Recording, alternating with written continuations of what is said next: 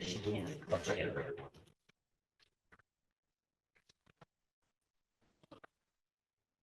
evening, everyone, and welcome to the joint meeting of the Cohasset School Committee and the Cohasset Select Board. Today is Wednesday, October 1st. We'll do a roll call of the school committee first and then the select board to determine quorums before we get going. Mr. Evans? Corey Evans here. Mr. Dial? Present.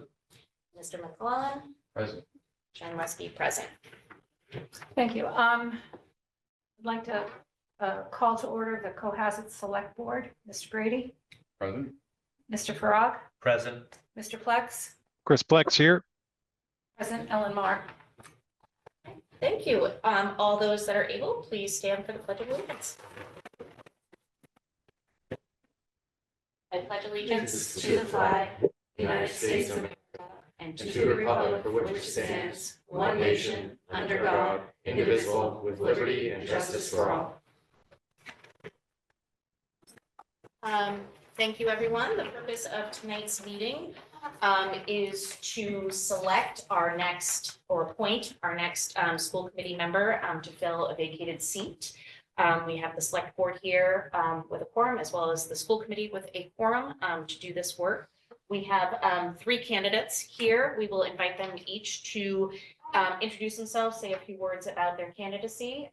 Then members of the select board and school committee will have the opportunity to ask questions. Finally, we'll do a name call vote, I think is what we call it, to determine who will be filling that seat. Just a point of information, Madam Chairperson, for everyone that does not know, I think it's been communicated, but the appointment is an interim appointment until the next regular election in town. So that would be our next town election. I actually don't know the date of the next town election. It's probably in early June or late May. Probably late May. Okay. Yeah, we So- haven't set that date yet. So that's why I don't know it. But it's a several month appointment. It's not a full term of the school committee member. And to further that, will be only for the 1 year that's remaining, correct? So if that person runs and somebody runs and wins, they will only fill out the 1 year, will not be for a 3-year election for that seat. I think so, yes. Yeah. Because it has to stay on track with the regular. Correct, yeah. Thank you very much for those points. So we'll go in alphabetical order, because I feel like that's probably the most equitable way of doing things. Mr. Knowlton, if you would care to say a few words of introduction and your interest in this particular seat. Certainly. Thank you for the opportunity. I actually go by Drew Knowlton. I have 3 kids in the Cohasset school system. I previously served on the Osgood School Council and as well as a President's Council member of the Boston Children's Museum. Obviously having children, very interested in the school district and kind of getting a better understanding of how, I can use my skill sets to help. Professionally, I'm a partner at PwC in the deals practice, focused predominantly on complex negotiations as well as kind of expense understanding. So think due diligence. In a lot of ways, it's taking a lot of, complicated parties and trying to find some common ground and explain in an unbiased way.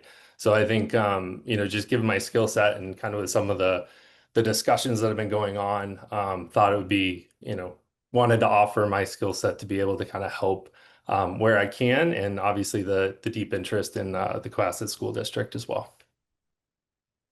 Thank you.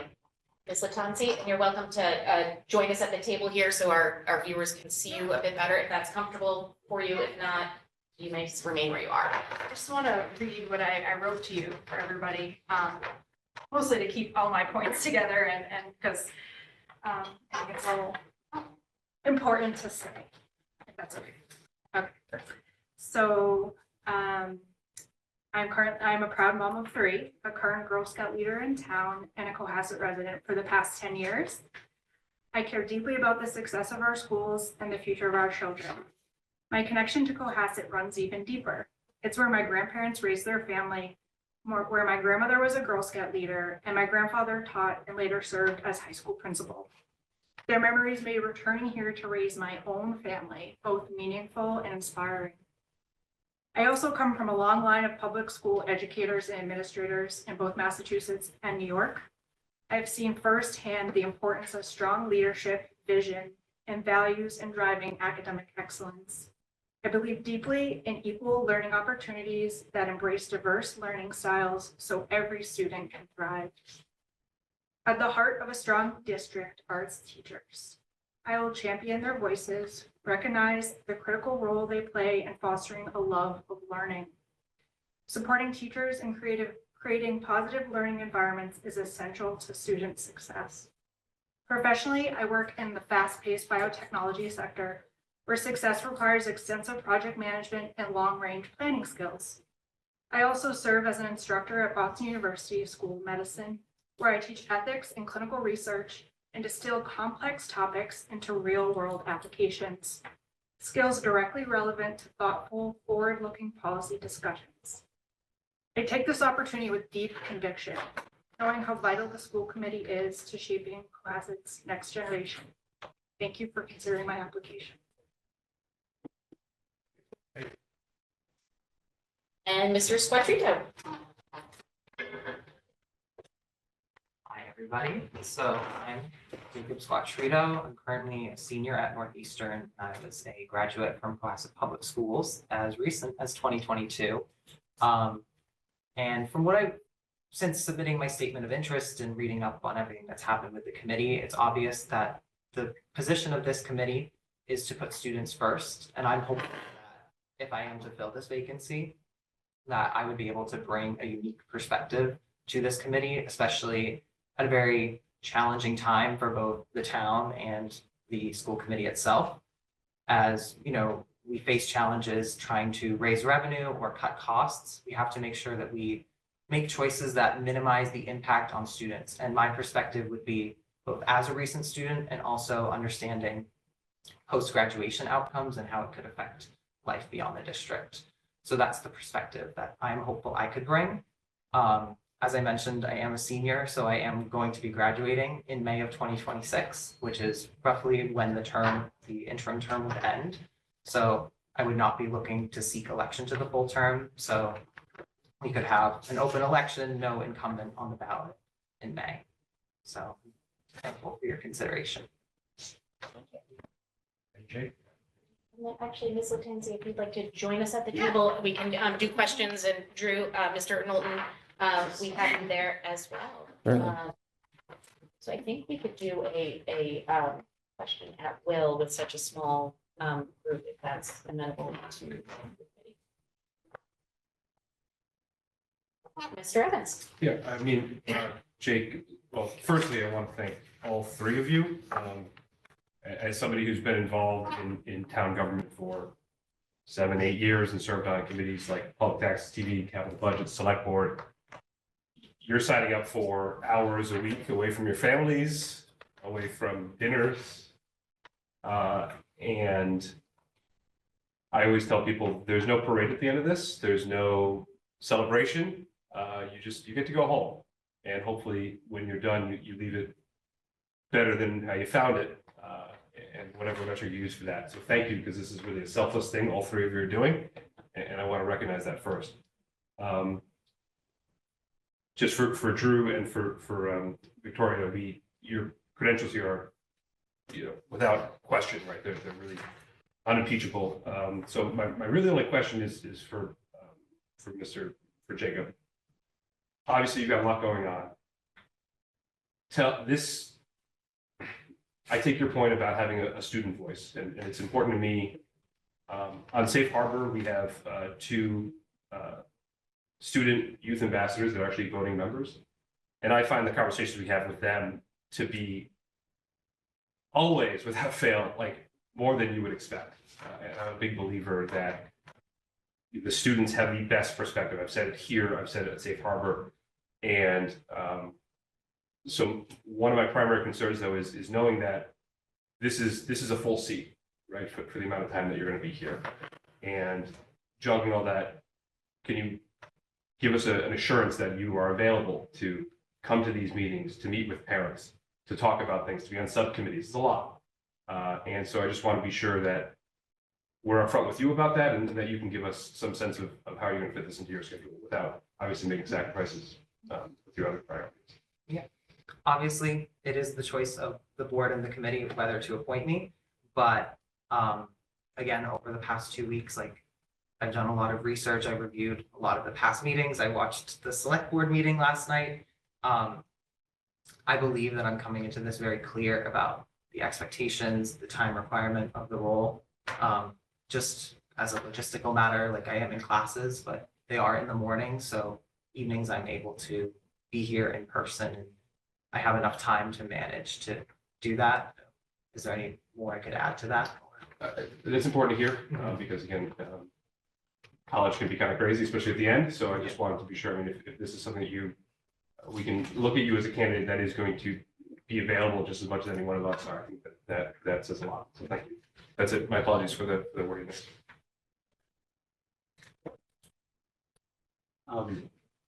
So I'll also echo their thanks for all three applicants here. It's great. One of the things we talk about and commiserate about, I'm sure you guys as well, is we'd like more people involved in town government. So thank you for taking the first step, and no matter what happens here, please continue to be involved. There are lots of roles, there are lots of things we need as a community to have people be part of our government, be part of our, even if it's just speaking of a town meeting. It's always very helpful.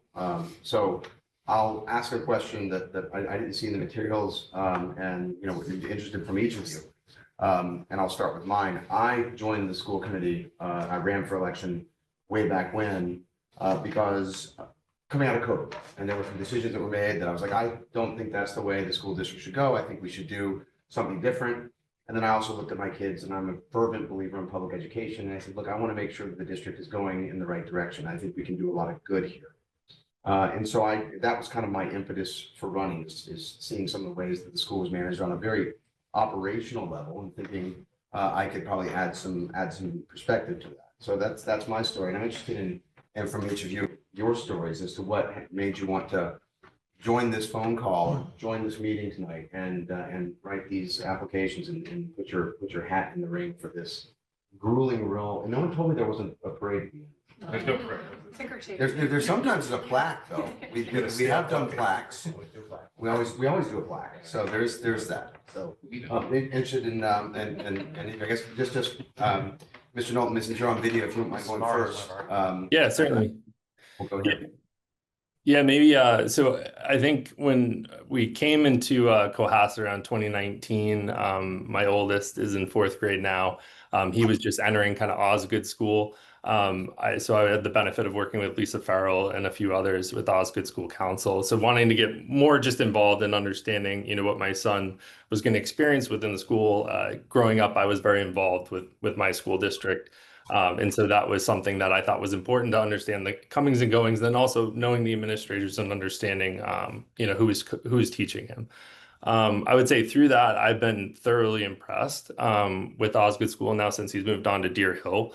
And I think what's kind of motivated me is just, I think, hearing a lot of the discussion, be it online or through parents, and hearing, I think, just different perspectives and different facts associated with it. And I think wanting to give back to the community, and just given the background that I have and the skill set that I have, I feel like, coming in with an unbiased view, but with the purpose of, I think, bringing everyone together and trying to figure out what the best options are on the table with the information available, was something that I just felt, given this opportunity that, as opposed to running for election, I wanted to offer that.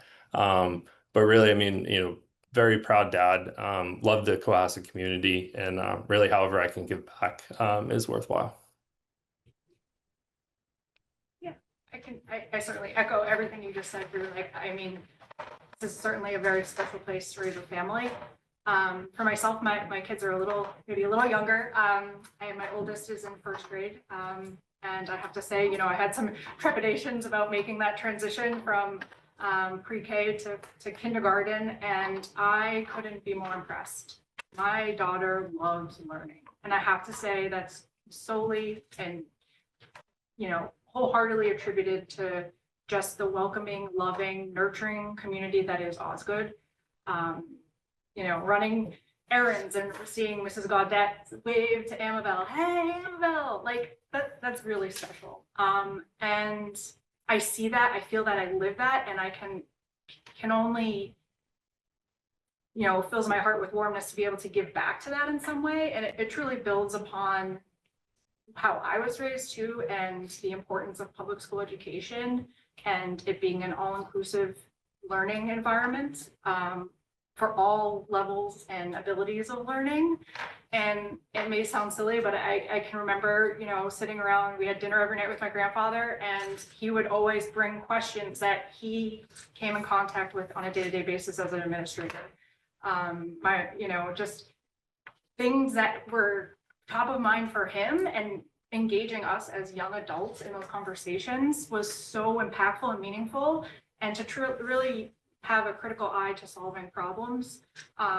Obviously, they were very school focused because that's where he sat, but it really shaped who I am today. And coming back to Cohasset and wanting to be part of that bigger picture and trying to find ways to leverage my skill sets and the passions I have, which happen to be biotech and science disciplines, I really find that I can find the commonalities in what I do day to day and bridge it to a place I love and people that I want to see successful, whether that's at the town level, through select board, school committee, and everything in between. It's really important to me, and I really mean it with my whole heart. And I don't think there wouldn't be anything that you can say this is a thankless job, but at the end of the day, to be able to say that you were part of something bigger than yourself, whether everyone agreed with you or didn't agree with you, it's important work, and I want you to know I thank you all for what you have done, and I hope to be afforded the opportunity to do the same.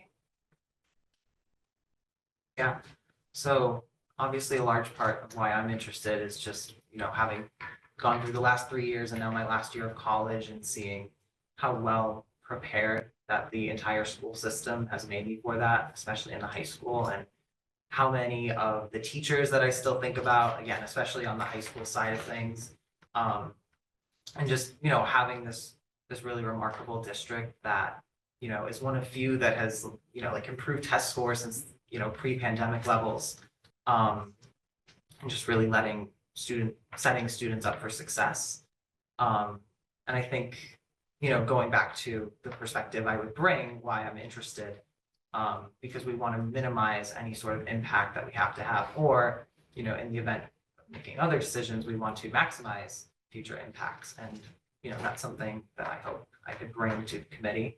I also have a brother who is in 5th grade, so Squattrito is not a super common name, so usually people make the association, even though there's a bit of an age gap. But, doing that for him and, bringing the district into the future, especially, with so many advances in technology and artificial intelligence, I was happy to see that listed on Superintendent Shannon's strategic plan under teaching and learning, that's part of something the district's considering, because it's really important to be able to use that. So, just a lot of those perspectives, I thought, especially in such a challenging time, I would like to be able to bring in these 8 months. Thank you all. Thank you. I just have 2 quick questions because Mr. Squattrito already answered it in his initial offering or introduction. Just have a couple of questions or one question, for Mrs. Tanzi and Mr. Knowlton. Mr. Squattrito had indicated that he doesn't intend to seek election at the end of the interim term. So I guess I'd go to Mrs. Tanzi first, and then Mr. Knowlton, you can answer the same question. If you have trouble hearing me, let me know. Would you consider running for the elected position? And if you don't know, you don't know. Yeah, I mean, it's not something that's, off the table. It's something that I would consider, just depending on how things evolve, and if that's of benefit to the Cards Committee, and that was a conversation, I would gladly welcome it. I am really a team player in the sense of, like, if it's more continuity for everybody else, I'm not going anywhere, and I'm truly committed to this town in any way I can be. So yes, I wouldn't take it off the table. Thank you. Mr. Knowlton?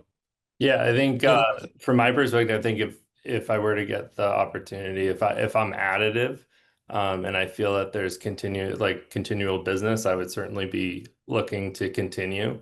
I think it totally depends on, I think the effectiveness, if I were to have the opportunity that I would provide, and if I would be the best candidate at that time. But I would be looking for reelection if I were to be effective. Okay, thank you.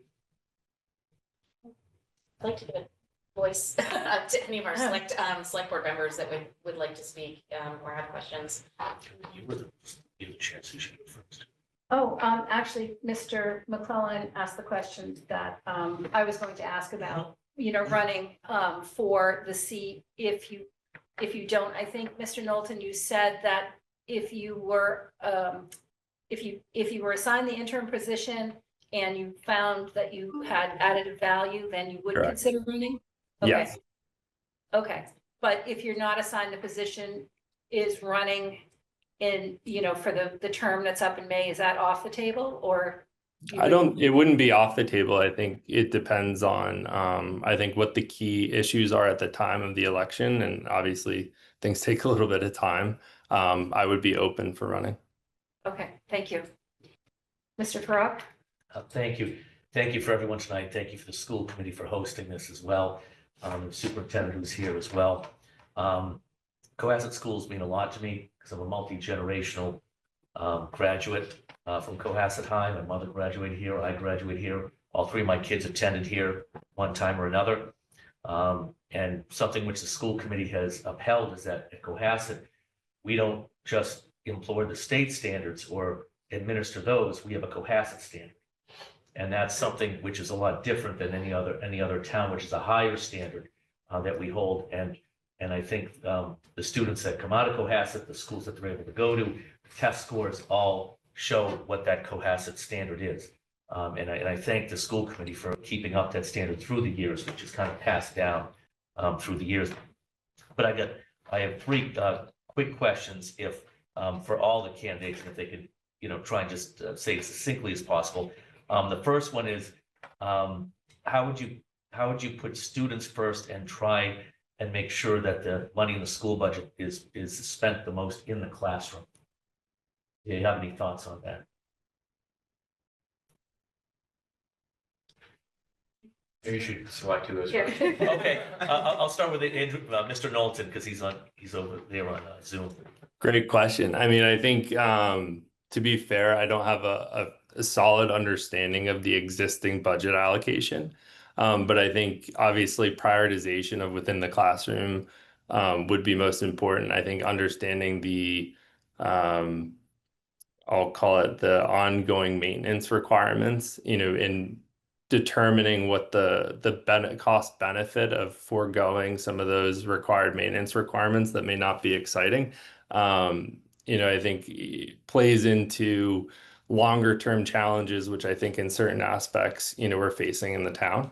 But I think obviously, doing a full assessment of understanding where the funding is coming from, determining where the allocations currently are and where they could be redeployed, is something that I think I can help with. Obviously, committing to putting most of the money in the classroom is a great idea in principle. I think making sure that we have the ability to do so in the most effective and measured way would be how I would approach it.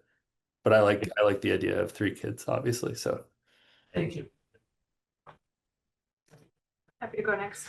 So yes, I mean, when you think about in the classroom, you're thinking like maybe books, pencils, all of the resources that an instructor needs to carry out their day and work with the children and educate the children. But to Andrew's point, I think it extends beyond that, right? It's the infrastructure, it's the space, the maintenance of the ongoing facilities, everything that gets them to school. That includes the school buses. So it is quite the microcosm of all of the pieces fitting together seamlessly to get the job done. And so to answer that, it has to be a well-oiled machine. And I think it has to be one that talks very closely with the town, the select board, and the overall town budget, and understanding the overall health of that budget and how the schools feed into that. And really looking at what the balances are and the needs. And I know, very closely is that we are potentially looking at a new school, and what that potentially means for the operating budget to continue to educate kids and get that center of excellence, that higher standard of education that we all expect. You know, it's not even something we aspire to, it's we expect it at base minimum. And also get those other infrastructure pieces done. So it relies on making sure we're a well-oiled machine at every level, making sure we meet all the demands that are needed. Yeah, I mean, ultimately, I think a lot of it comes down to teachers. I know that that's the vast majority of the school's budget is salaries, especially related to teachers. And I think, you know, that's really where you have the most impact. I'll say it again, like the amount of high school teachers that I can still hear in my head when I'm in a certain class, it's, you know, they've really left such an impact. I think that's, you know, a major reason that the district excels is because, you know, we do draw some of the best teachers. And I think, you know, promoting a culture that puts students first, but knows that right behind them is teachers is, you know, obviously really important. And again, just, you know, as a recent student, I think, you know, as we, you know, make decisions about potential changes, I know something that was brought up in the last committee meeting was the idea of long-term subs and, you know, building long-term relationships with students and, you know, having more productive, you know, substitute teacher days. And, you know, as a recent student, I was thinking, you know, in middle and high school, I felt like substitute teacher periods were always decently productive, but, you know, in the elementary schools, that's harder to do because you're with them the full day. You have to cross a variety of subjects rather than just one. So, you know, just examples like that where there are opportunities in the eyes of a student where those decisions can be made. The next question is, and this is not, has not happened with our current school committee or superintendent, but in the history of Cohasset, for those candidates that have children, it can be a double-edged sword to have your kids in the schools while you're on the school committee. So how can you remain independent and not just simply go along to get along? And when you're trying to enforce policies in the schools. So for you can all answer it, even though you don't have kids in schools yet, but how are you gonna? Not yet. A little early. Yeah. So we'll start with Andrew, please. Yes.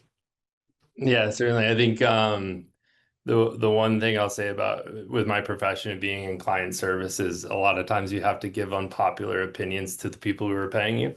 And so I think that I think ethics and integrity to me are more important in trying to do the right thing. I think trying to find a way to explain it in an unbiased way is going to be important, but agreeing to agree is never really the right solution. So I'd say, you know, my wife is probably going to have some questions for me, but outside of that, I think making sure that we're you know, equitable in the way that we approach it, and I think as long as there's logic behind, you know, the conversation decision, you know, I have an unwavering commitment to perspective, and if it's done in the appropriate fashion, it will allow us to have a constructive conversation as opposed to combative or just agreeable. Thank you.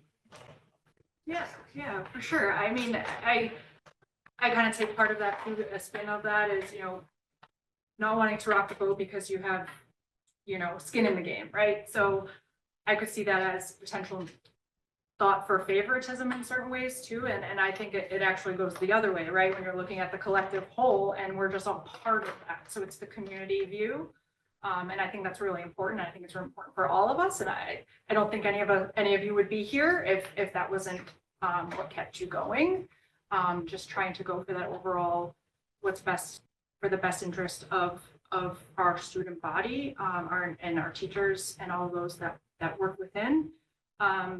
And yes, I mean, just from a professional standpoint, there's always the uncomfortableness of having to be part of something that may not necessarily be what people want to hear, or, you know, it's uncomfortable for an individual perhaps that didn't agree with that decision making.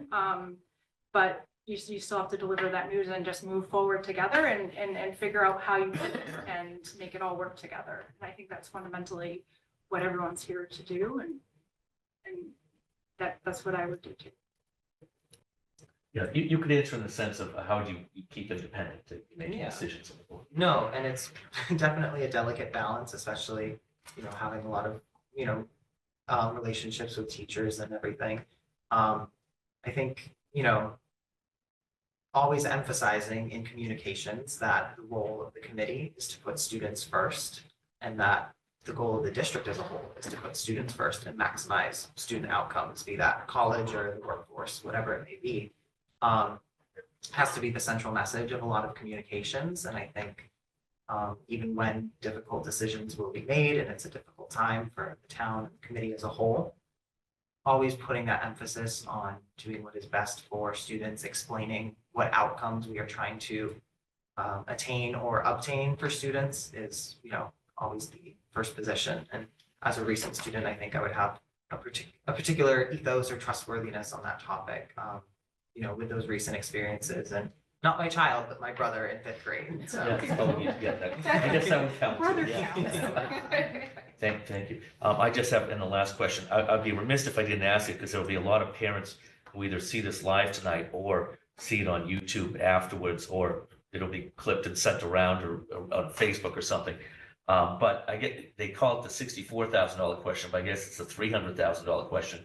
And it's easier said than done, obviously, but do you support having full day kindergarten and trying to work it into the long-term budget of the schools? Because again, it's not for 1 year, it would have to be in there in perpetuity. So do you support that? And would you try to fit that into the long-term budget for the schools? And I'll start with Andrew. Great question. I think what I would say is I think that there are certain people that should not be forced to pay for full day kindergarten. I think that there are different levels of, economics within the town. And I think that needs to be taken into consideration for those that should and shouldn't have to pay. And I think that a full sale kind of, let's just put $300,000 is something that needs to be analyzed as opposed to a commitment without the right diligence. Great, thank you. So this is in reference to the petition to the town. right? No, in general. Oh, in No, general, no, okay. yeah. So I just want to make Because- sure, because because I think there are two different questions. Yep, no, Yep, there's very more than this year. It's gonna be perpetuity, yep. So I think that comes back to us having a holistic view of our town budget and potential need for reallocation back to the schools. Perhaps to offset, to meet that need for 300,000, or even to supplement where needed. Knowing where we put such a high standard and benchmark for ourselves as a center of excellence when it comes to education. I think that is something that we all have to work towards together to figure out how that works, and that involves some shuffling. And that's certainly from the student perspective of putting them first and our teachers. I think they're closely first together to keep that whole. So I think it's a matter of just working together to find it, but I would support finding that $300,000 to make that something that's in perpetuity afforded to our community. Right, so I guess the perspective I take is if $300,000 were to come into the school committee from one way or another as a permanent part of the budget, and we think about the recent fee increases or adjustments to the budget as a stack, I think that kindergarten would be the first thing on the stack, and it should likely be the first thing to come off. At least, with the speed at which it was implemented, then it, really put a shock. I know that one particular concern was the number of families with twins in the current kindergarten class. And I thought back and I realized, I think we had like 6 sets of twins in my graduating class. So, realizing that sudden fee increase is, a big issue, especially if you have 2 kids in the same year. But, I think it's absolutely something that should be an overall goal of the committee. And while I understand that it's not entirely their decision and there are hard choices to be made, and it also is, $300,000, a substantial amount of last year's deficit. I do think that it certainly should be the top priority and, the first thing that we reinstate if possible. Great, thank you. Those are my 3 questions, and I'll pass it on, but I would say to all 3 candidates, you all have great different skill sets, and I'll just remind everyone that unfortunately we can only pick one So for the other two, whoever that may be, it was announced last night that there's a number of different positions in the town that are open for different committees. So we can get those to you and we post them anyway. But if for the other two who don't necessarily make it tonight, there are the positions. So if those are things that you're interested in, the town the town runs on people power. So we need to fill those positions with everyone that we can get. So thank you so much, and I'll pass it on to whoever has any other Mr. questions. Grady? Just a couple of questions. I'll start with Mr. Knowlton, since something you said triggered me up a little bit. What do you see? Because I mentioned when the chair asked you if you would run again. And- Yes. And I noticed a little bit of hesitation. That's not an accusation, just more. Certainly. What do you see? Yeah. What do you see as the hot button items right now that is making you want to step in for 8 months or so?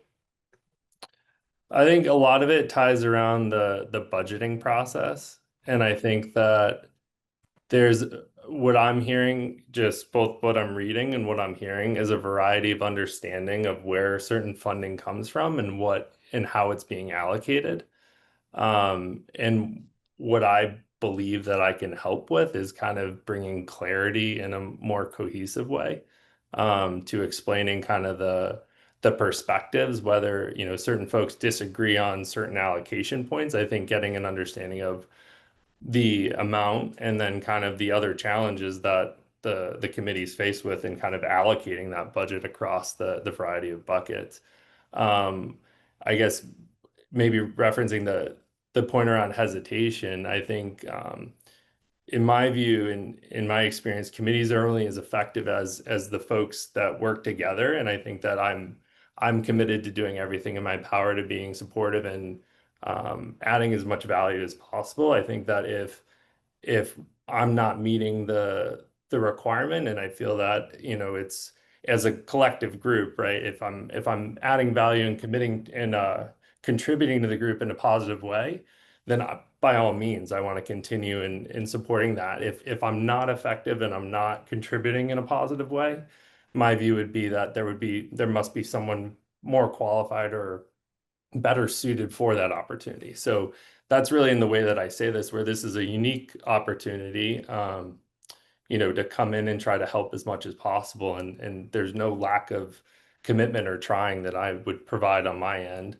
It's just, certain roles are fit different ways. And that was really the only hesitation I had with that. If folks aren't happy with what I'm providing or inputting in, then I'm not the right person for that role. Okay, part B.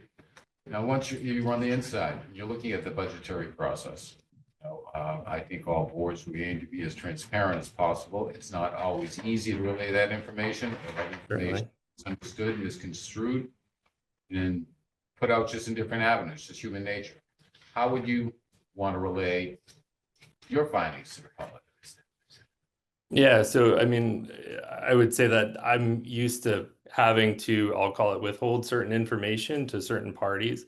And I think it's one of those delicate balances of explaining what you can and trying to, I think, provide the clearest description of what the intention is for what the committee is working through, where the funds have been allocated, and what information you can provide, while maintaining the integrity of what we can and cannot say. Obviously, it's I'm sure very frustrating with not being able to provide everyone the full perspective of what you're seeing. But I'd be committed to helping shape that overview and narrative on what we can and cannot provide. Thank you. I'll ask you, Jake. Same questions. How to communicate. Communicate and my earlier question. Your hot topics. Yeah. So over the past 2 weeks, learning what I can, I think that it's clear that the kindergarten fee is definitely an important one, and not one that I personally have a stake in at the moment, but thinking about how many twins were in my grade, it was something that I was thinking about. But One of the really important ones I thought about were the fee increases, in particular to athletics, considerations for sports games and transportation as well. And, obviously the tricky balance there is, dealing with the laws of supply and demand, and any fee increase you enact could, result in reduced demand, which could ultimately reduce revenue. So, trying to think about what would really impact students, in particular on athletics. I was not actually in many sports in middle and high school, but I know that that's something that the community cares about a lot, and is probably a place that was, a relatively safe fee increase.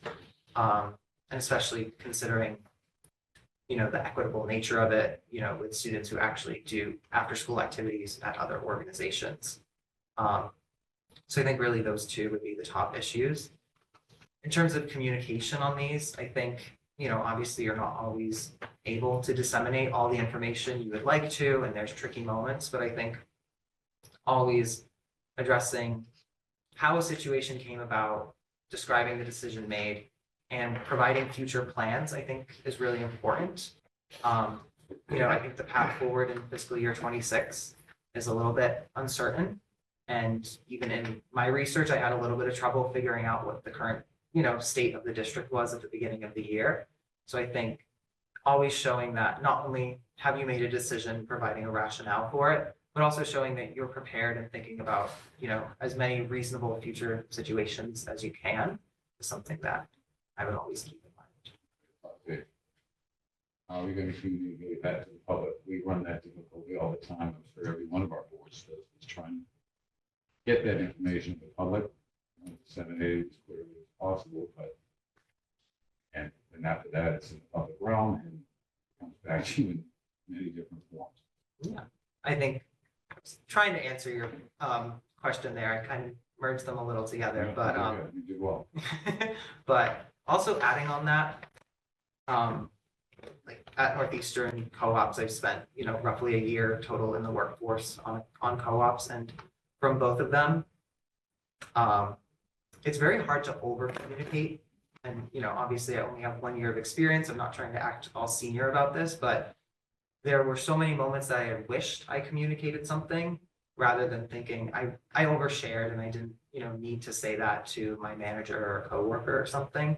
I think that's a similar philosophy I would bring. I think the town's in a moment where they are looking for more communication, even though I think both the committee and the board probably believe they're communicating a lot, and I would say are communicating a lot. I think people are always looking for more avenues of information, especially in the 21st century when information is both so accessible and spreads so rapidly, but also, can be dangerous and can be misconstrued just as quickly. I think it'll be a long time before we reach that over communication level, but I would like to run closer towards that. Yeah. So I think I'm gonna go in reverse, if that's okay with you. The piece about communication and really what you said there, just about that lesson that you had for yourself, right? That inward lesson is where you learn the most, right? Like whether it was from a mistake or whatever it is,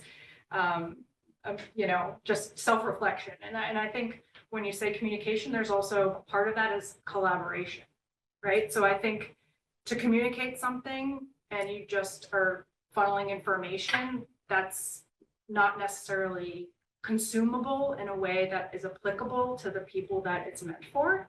So there's a consumption piece to that, as well as a call to action to see, especially, in today's world where, not that many people perhaps go to public meeting as they should, or come to school meeting.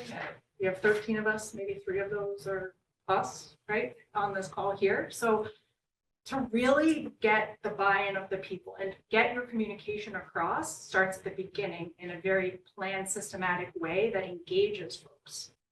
And I mean, that's fundamental PR in a way, but I think for us as a community, it's so important, especially at this point of inflection I think we're in, when we do have some eyes, maybe more than a few, looking at the next step of what we do collaboratively at the town level and the school level to come together and use our resources in our own town, our own townspeople to make that happen for us all. And we can only do it together. So I don't think it's necessarily one voice communicating outward what the school committee is doing or the select committee is doing. It's what we're doing together.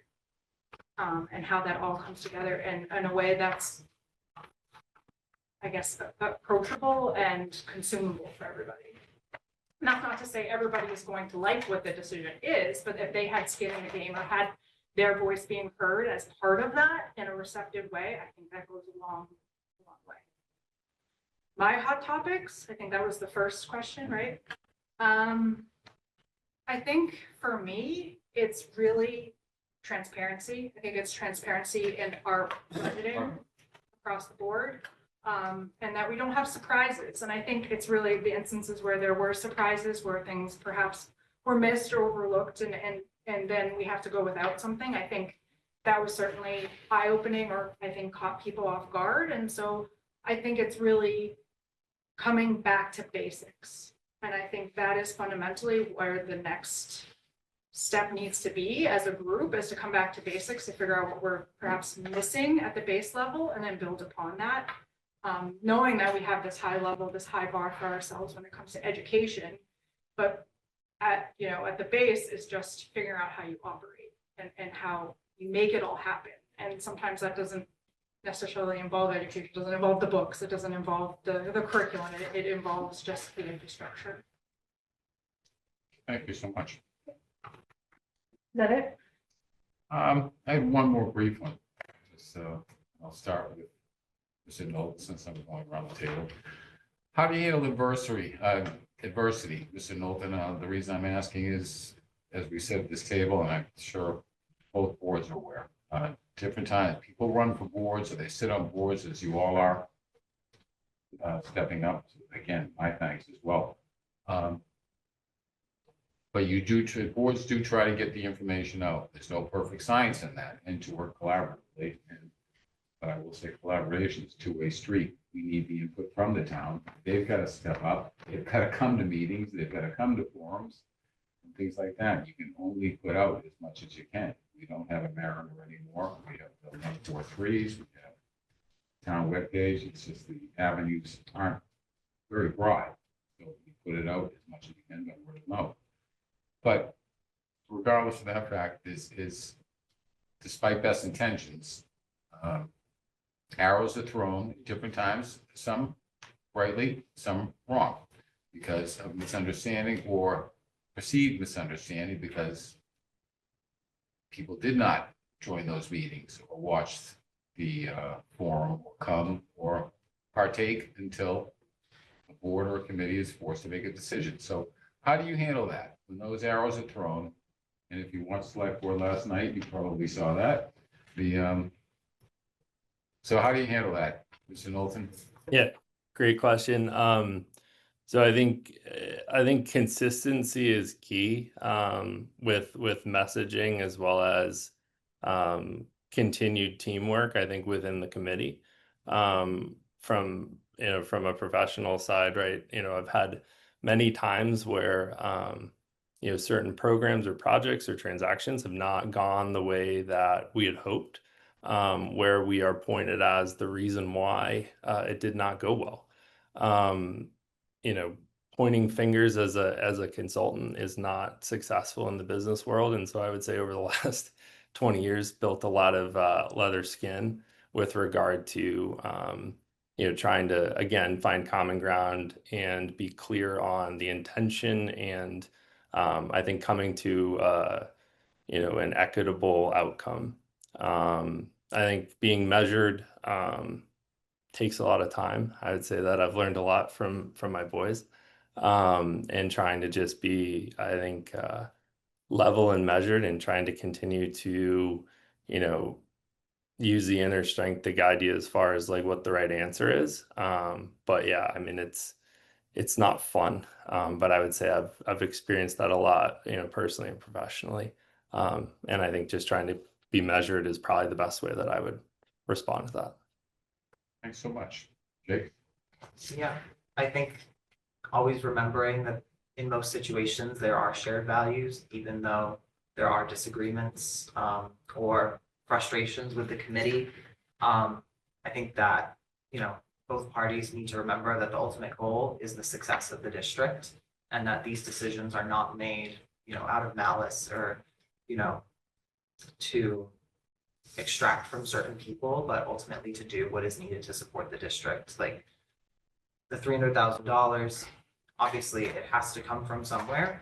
And an example like that, you know, the other option would be staff reductions, which not only would it harm district morale and be harmful to those who are affected, but it would also really negatively impact students. It would result in, you know, larger class sizes. It, you know, in the middle and high school, it could cause abrupt changes to certain classes or certain subjects. But, you know, to echo Mr. Knowlton, I think the idea of consistency being key. I think an example of that is the kindergarten funding. As I said, I, you know, viewed the select board meeting last night, and you know, based on the studies I've done, it's from my understanding, the fee was provided by the town for a year with the expectation that once it was returned, Chapter 70 funding would make up for a significant amount of it, or if not all of it. And that didn't happen due to, you know, some quirk in the formula used by the state, and that's why we are where we are. Now, I might have a misunderstanding of that, and I definitely had to dig for that information, so I understand why others don't have it, and that's part of communication. But, you know, just being consistent about that message, and even though I'm sure it's been said by many committee members and many select board members many times, just understanding that that piece of information, as small, not small, but, you know, as short as it is, also how impactful that could be, just letting, you know, certain people know that. So you mentioned arrows, and I feel like the greatest arrows that have ever been hurled at me are by my own children. I think, honestly, professionally, you always have to remember, and I see this as a professional, yet a family space too, because we're all part of the same community, so there's a blend. But certainly, I think part of it is knowing that in the end, if you can leave this room and know that you left it, giving it your all to work collaboratively in the best interest of our community, then you did your job. And no matter whether it was because of miscommunication or they just didn't like how things went and you happened to be the recipient of said hurling, it's okay. And it would never take that personally, but perhaps use it as fodder for trying to figure out a way to better communicate so that doesn't happen if it was a miscommunication issue, or understand where we could work better as a group to fix a forward-looking problem, if that's what it was on the horizon of an issue. It really is dependent on the given scenario, but I think if you come at it together and really are looking at it from the totality of the issue at hand, or, you know, bringing that person's voice into the fold somehow to say, yes, we acknowledge and we hear, and we're going to adapt the ways we can. You got to meet people in the middle. Otherwise, you're going one way and everyone else is going the other way, and then we're never able to come together. Thank you so much. Yes. Mr. Flex, do you have any questions? I do have one. Thank you. So I'm going to stick with the budget theme, but first I want to thank all of you for stepping up. It's folks like you, extremely well qualified, better than I or any of my colleagues on the select board, stepping up and offering to be constructive. We need more of that. So I appreciate it and thank you. But sticking with the budget challenge questions, it's perennial. You just look around in every town. We just had a bunch of budget overrides in other towns that failed last year. And then we had our own school committee working through a budget shock, and they did an incredible job of getting through it constructively. They made a lot of hard decisions, but to the point that was made earlier, they found a middle. Everybody was a little upset with where they landed, but it was a constructive solution, and they worked through it. So if you're on the school committee and you end up in a similar situation, but it's more expensive than what our school committee had to work through last year, like a major renovation. So we're talking about a tax increase. But it's the right thing to do, and it's big enough that we have to go to town meeting to move it. You got to talk to your skeptical neighbors. You got to talk to people on the street. They know you're on the school committee. How do you talk to the people who are skeptical about whether going through that tax increase, going through that major renovation for the high school or Deer Hill or Osgood How do you explain to them that that's the right thing to do, even though it's expensive? I can go for it. I think it's on the order. No, I think the hardest, I think the hardest folks to talk to would be the folks whose either children have already gone through the school system, wouldn't necessarily personally benefit, or those without children within the district, right? I think the most important thing that we have in this world is the future of our children. And I think just explaining making the generations that come after us have an excellent opportunity, like a lot of those afforded throughout the years. I think as far as changing individuals' mind who may not believe that that's where they want to put the funding is something that will probably happen, and you won't change individuals' minds. But I think if you have the conviction and that is what we're presented with, I think you have to go full force and make sure that you're getting the right allocation to fund the required enhancements. I mean, without schools, you won't, the town wouldn't be what it is today. I mean, that was one of the main reasons why we picked Cohasset, was based on the school district and kind of the perception of that. And I think any town will tell you that the school district is the foundation of a lot of I'll call it new families and new entrants within the towns. So I think it's just trying to explain that and being committed to what the right answer is. Next.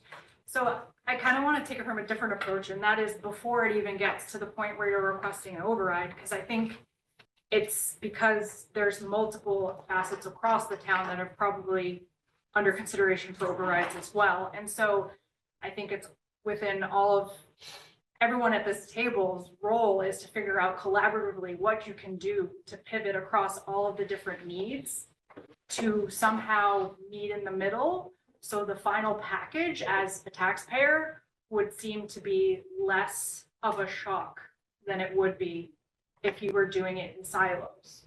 So understanding, in our town that we have a public safety building, that we have the RTF, that we have this impending middle high school rebuild. What could the town committees do to bridge the potential projects across the board to minimize and downscope where needed, just to cover the basic minimum of what is needed? So that when you present it to the townspeople, it seems like the due diligence was done before than just asking for these large sums of money. And if you can show that you did that, I think you win the graces over the people that perhaps were on the fence, that you actually did the hard work across the board, collaboratively across committees to make that happen. But fundamentally, and what Drew said is that, people come to this town because of the education, the school committee, the district, the school system, and for you guys too.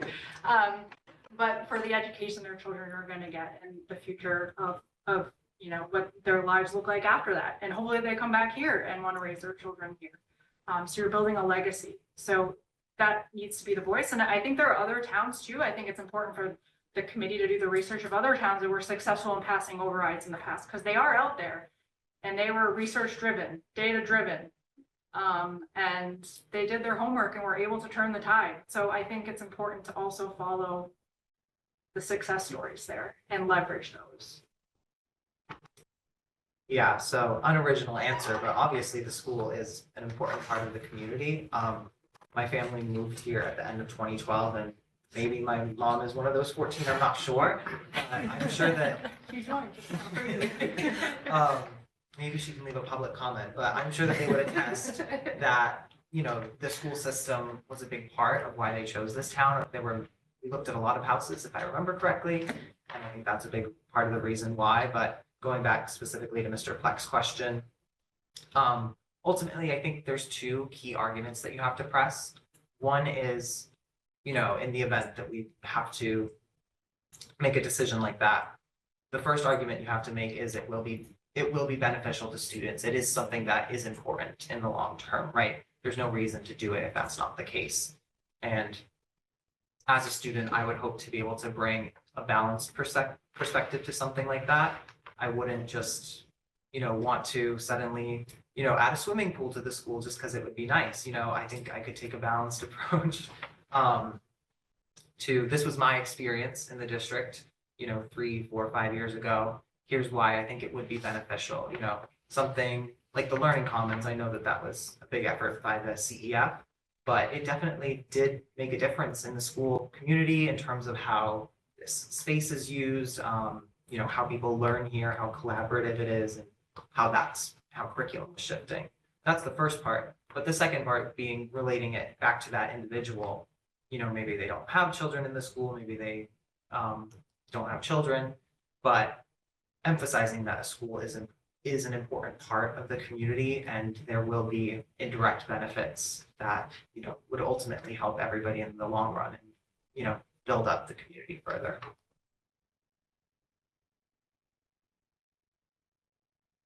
Any more, Mr. Plex? No, that was all. Thank you. Okay, thank you. And my question, actually, Mr. Grady, you asked my question about, I'm always interested in what people's sort of hot button topics are. So I appreciate your answering of that. I am very appreciative to the select board for being here this evening, as well as our small audience. Our superintendent is here, and of course our candidates. I actually feel like moments like these are actually very heartwarming in a way, because we are so incredibly gifted as a community to have so many people within our community that are talented, committed, and willing to share their perspectives and their time. So thank you to our candidates for being amongst that esteemed group, and of course, our committee board members here as well. It is part of what really makes Cohasset special. So at this point, I think we'll move to a sort of deliberative or even just a name call vote. At this point, we are at the hour mark here, and I know everyone has Another meeting to go to. All right, so we could start with, would you like to start with the school No, committee? well, yes, start with the school. Okay, so, I'll Mr. take Evans? this- Yeah, I think this one's I started. All of you had just great things to say across the board. I appreciate really all the perspectives, and as I reflect a lot on this whole conversation, right? Questions to ask, what's important, and there are a lot of kind of policy questions, a lot of discussions we have to have, and I firmly believe the only people that can have that are the voters. So I come to this with a decision making where I'm not looking at anybody about what their policies are, because I'm looking purely at the next 6 months, what I think I could use as a school committee member. And I think, Jake, the thing that you kind of threw in that really kind of bumped me was when you talked about how much the Learning Commons changed the building, how much that was important. And as we go through this school process, I want to hear everything you have to say about, well, yeah, that's really going to help. Or, I didn't really use that. Because I hear a lot, I got a lot of OPMs, I got a lot of architects, I got a lot of parents, I got a lot of people that want, gyms and cafeteria. But I don't know, you in this room have spent more time in this building than probably everybody else put together. You've spent 6 years of your life in this overall building, right? So I just, and for this short period of time, that's what we're looking in front of us right now. How do we give voice to the students and what the students need on this project? So my nomination would be for Mr. Squartrito, and for Mr. Knowlton and Ms. Latanzi. I really hope you guys run for election 1 year from now. The reason I ran was because no one else did. I hate that we have uncontested elections. People say elections matter. They don't if people don't run, right? So I love all my colleagues here. I love all the colleagues on the select board, but there should be more people running. We should be having these conversations about what our budget priorities are in elections, right? If we don't take those seriously, then we're gonna end up going in circles. So I implore you, I expect both of you to be on the ballot 1 year from now. So with that said, I will nominate Mr. Jake Squartrito for the position. I can go next. That's kind of the win. I'll also say that I'm here because we had uncontested elections, but I did beat out blank space by 30 votes. So I think that's a testament to me. So I agree, you guys are all fantastic. And I look at this the same way that Mr. Evans does, is what do we need for our school committee and our school governance right now? And we do have a building issue, but the thing that I'm most worried about is our budget situation, our financial situation, and how we plan for that, how do we make that solid, how do we shore this up, how do we come to the town and ask for money to have a sustainable long-term budget. I worry about that more than I worry about, even though I worry about building and expansion, I worry about that more because that can be going concern stuff. And even over the past year, we've had to make very difficult decisions about kindergarten, parking fees, staff reductions, and that was jarring for me. And I don't want us to be in that position again. So I want to be able to think about the next 6 months, next year, how we look at our budget, how we build our maintenance fees. And then as far as your candidates, Jake, I have to say, I am amazed with you. You've come out of you're exactly what we want our kids to come out of this district to be. Ambitious, coming to school committee, taking an interest. This is the model of the student, the model of the graduate. So you should be incredibly proud. Your mom, one of the 14, should be She's on 3 times. Should be hugely proud. So thank you for living up to that. I hope you are a role model for all of our students. And I'm going to get your name. Latanzi. Your passion for what you're bringing to the table here and your enthusiasm is unquestioned. And I think if we were at different times, all 3 candidates would be ideal. But for me, what I see we need right now, Mr. Knowlton, your professional experience with budgeting, with looking at things from a deal perspective, figuring out to make these hard trades all the time. I think that perspective would be really helpful for us where we are. So my nomination would be for Mr. Knowlton, but that is not a negative on any of the other nominees. It's just where I see we are in that point in time. So I do encourage everybody to run, and I agree. Jake, your perspective, please, as we go through these other processes, please stay involved. We do need that in order to make the right decisions. So thank you.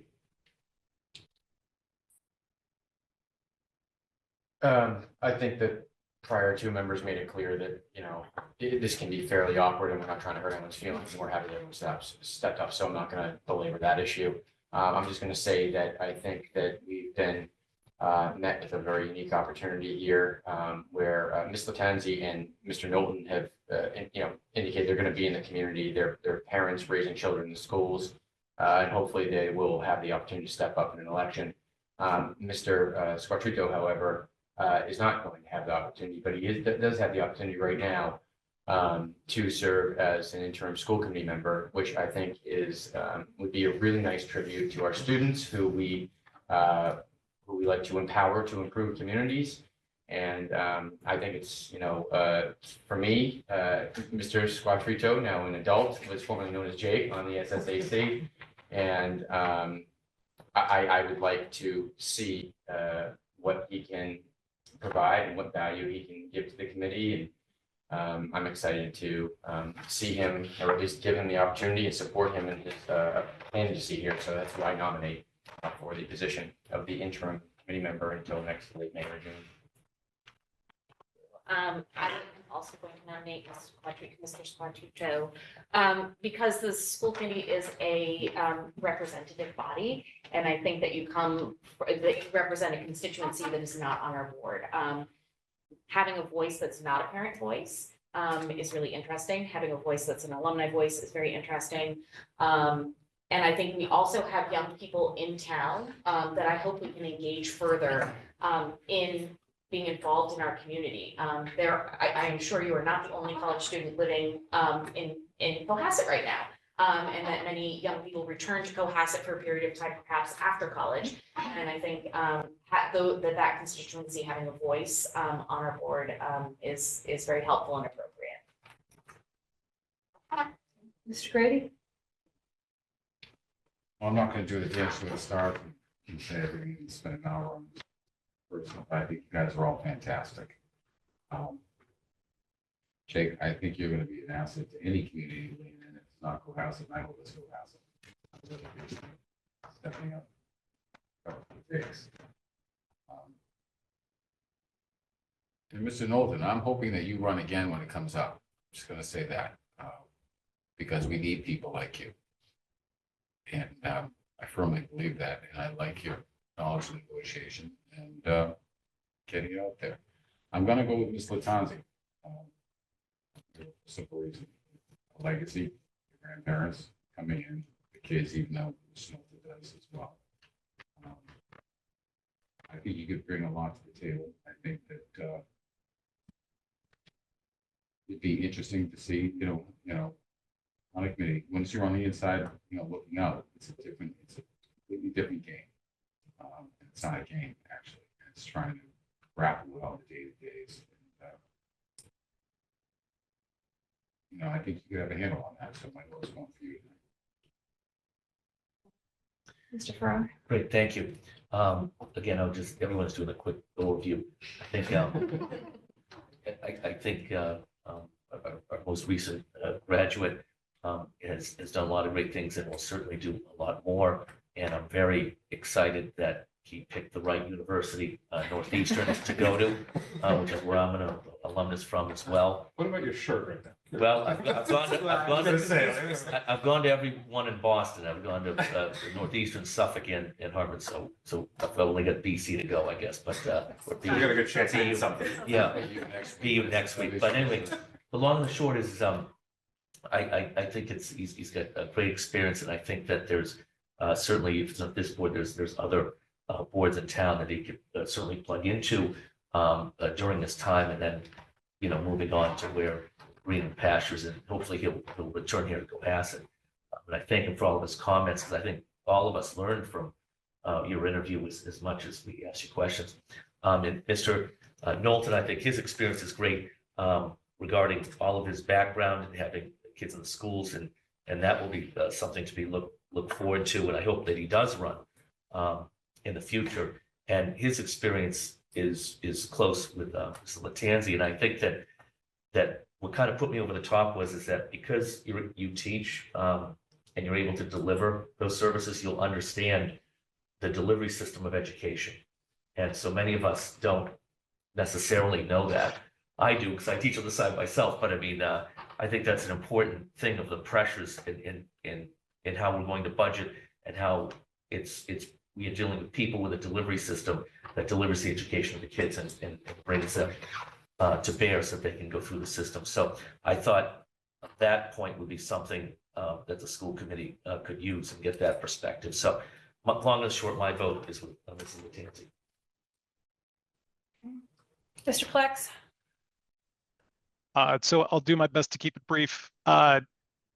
Jake, you bring an incredible perspective, and I assure you there are much more fun ways to spend your evenings. I hope you've learned that much, but you're stepping up, and I can't tell you how much I appreciate it. Drew, we're sitting here talking about budgets, and you're the finance guy. And I mean that as a compliment. I'm a CFA. People call me a finance guy. It's a compliment. But Ms. Latanzi, your comment about the importance of bringing people along from the beginning and getting that engagement early, so that everybody understands the trade-offs involved and everybody understands how hard it is. That is so critical, but it is also so hard to do. So that comment is why I'm going to be voting for you. But I have to say, everyone wants to do it, but it's really hard. We've got kids, we've got jobs, we've got competing priorities. If we could do it, this would be easy. So it's that effort that I hope you will help us move forward to get more people engaged earlier, so that we can have constructive conversations instead of arrow slinging. So I'm voting for Ms. Latanzi. Okay. Same seat, different room. Happened just a while ago. So I'm not going to regurgitate what everybody said. I concur with all of the comments. If I look at how the voting went, the voting from the school committee, which is the board that has to, work with the person and utilize their skills and talents, that has a lot of weight with me, because they're not sitting with us, they're going to be sitting with you and filling that fifth seat. And I can't disregard that.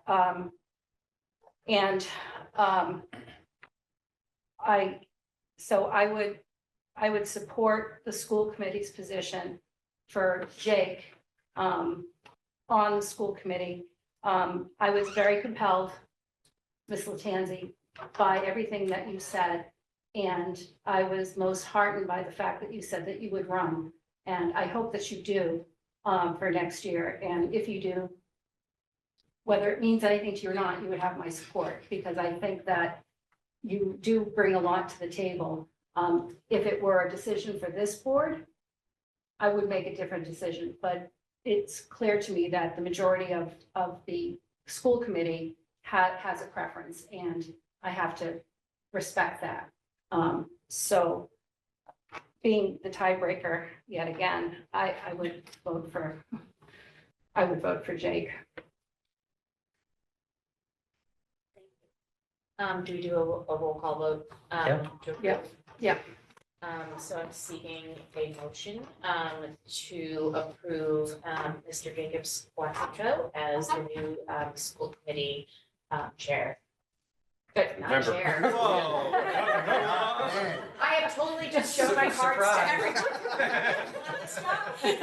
No, excuse me, the new, the school committee seat. Have a seat. I'll second.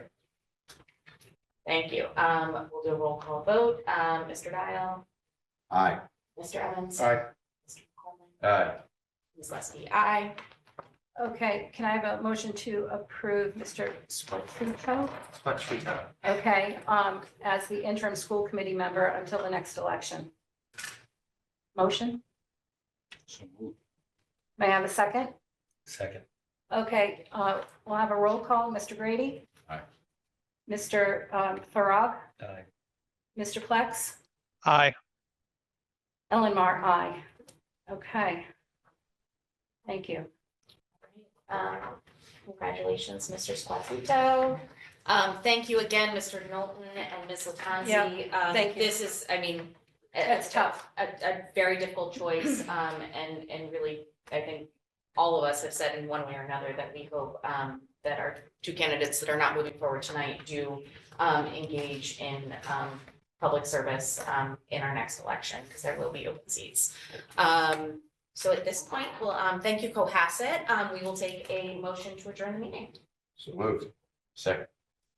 Mr. Evans? Aye. Mr. Dial? Aye. Ms. McClellan? Aye. Ms. Leskey? Can I have a motion to adjourn the select board meeting? So moved. May I have a second? Second. All in favor? Aye. Aye. Aye. Mr. Plex, Aye. aye? Aye. Aye. Rick, I had a Freudian slip there. All right, good night, Cohasset. Thank you very much. Motion to close the school committee meeting. Oh. Old habits die hard.